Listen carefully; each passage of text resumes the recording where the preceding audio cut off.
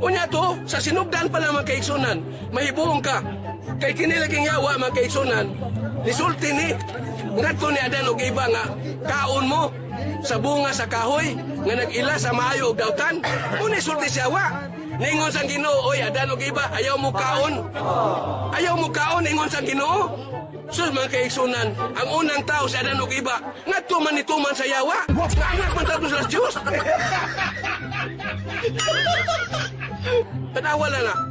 Kinsa man di gamhanan mga kaigsun, ang yawa o ang Diyos. Nganong tuwa man sa tumas yawa, ningon ang yawa, ayaw mo kaon, kaon mo, ningon yaw, kaon mo, ingon sa Diyos, ayaw lagi mo kaon na, kay sa adlaw nga mo kaon mo, mamatay mo. Kingnan siya danog iba. Ingon sang yawa, ay buktuhan ng Diyos, ay. Kaon ninyo ana, maabli ang inyong salabutan, ingon yawa. Makahibaw mo unsay maayo unsay dawtan.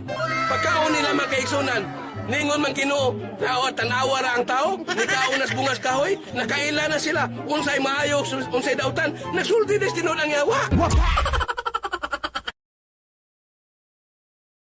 Sa aton pa, kining yawa, pwedeng gamhanana ni, pwedeng ni kahom. Unya buutan pa kay yawa, kingnan pas Ginoo, oy, pahawa Satanas, ingon siya, hawa sa tao Satanas, pagkabuutan, ingon nila dautan. O ni nakadaot sa mga tao mga kaigsunan, nag-iingnan pa Diyos Ginoo, oy, yawa, ay lagpat siya sa huba, butang ilang sakit, ibutangan sa sakit, wag ipat siya, niya dautan na. Nimutuman na sugo sa Ginoo. Mao ni nakadaot sa mga Kristiyanos mga kaigsunan, dili sila musabot sa gibuhat sa yawa. Tanawa ka maayo din ng yawa, niya kamuray na yun, dautan kayo ng yawa, mamumuno ng yawa, pangutan mo ito, pilagibuno sa yawa, so wala ba na? Nakadaot, ang Ginoo, dili na mamumuno ang Ginoo, pero daghan man kay gipatay, yung ano man na? Uno Samuel 6:19, gipatay sa Ginoo, ang 70 katao, kay milili lang, sa sudadam, sa kasabutas Ginoo, isa yun ang kana. Gipatay sa Ginoo, 70 katao ha, ang sara yun nilili. Lili lang kapat yun ka? Sa pa ang yawa, gibutan na naman kaigsunan. Kaya wap amang ko yawa na kapatay. Basahin ko ninyo ka ng yawa na kapatay. Believe na ko ninyo.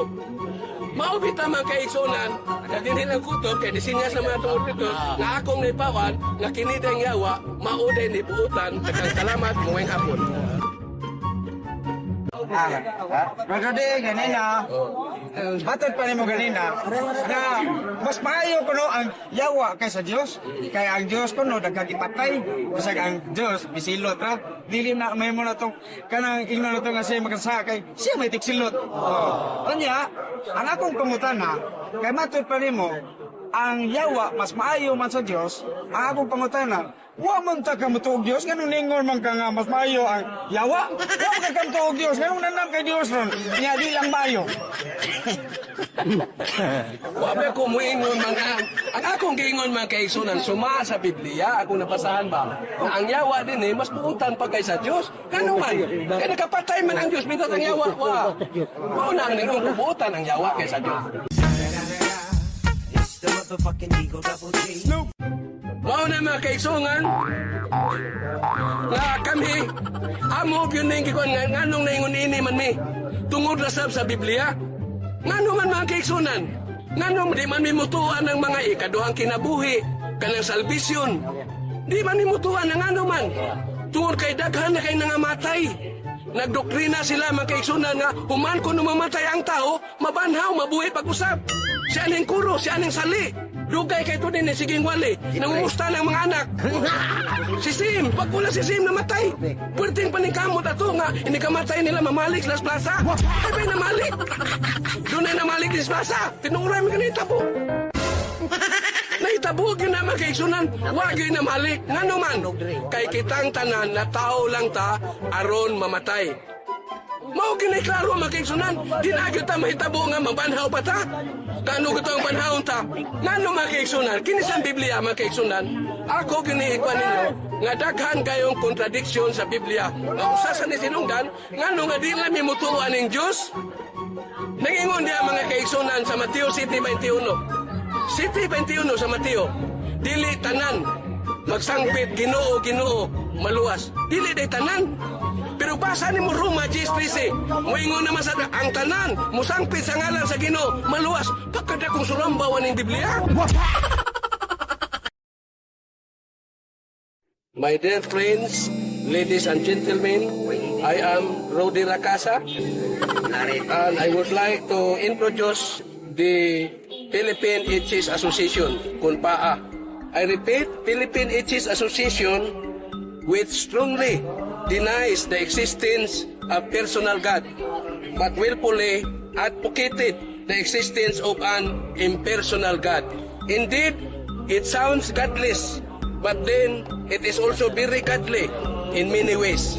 We firmly value the importance of education, knowledge, and reason as a basis for evaluation as to what is really good or bad, what is right or wrong, and what is true or false. The Philippine Atheist Association is very strict in distinguishing what is truly real and what is merely imaginary. For us, the human body is the real man, and the real spirit is the output of the life and generating body. No soul or spirit has ever entered or separated from our body. Walay kalag o espiritu nga musod o guwa gikan sa atong lawas. Mao gani atong timaan makaigsunan. When a person dies, his spirit automatically terminates. He can only be identified as man through his dead body. In case of imminent danger and calamity, it is the physical human body that actually needs direct salvation and safety, while the spirit is simply vanishes into nothingness. There is no resurrection, wala gyoy pagkabanhaw, no second life, wala ikaduhang kinabuhi, and no spiritual salvation whatsoever. In principle, the Philippine Atheist Association is both philosophical and psychological. It helps to promote a lifestyle of modernization, liberality, and modernization.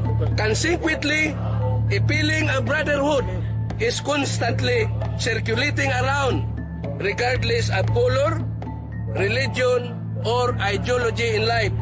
Finally, the main objective of PAA is to attain global understanding, unity, peace, and happiness for all mankind. Mga kaigsunan, mao to akong ipamahayag din mga kaigsunan ngano nga kami mga atheists, mga atheistic humanism dili mimutuo og personal nga Dios. Kaya ang among gituan impersonal nga Dios.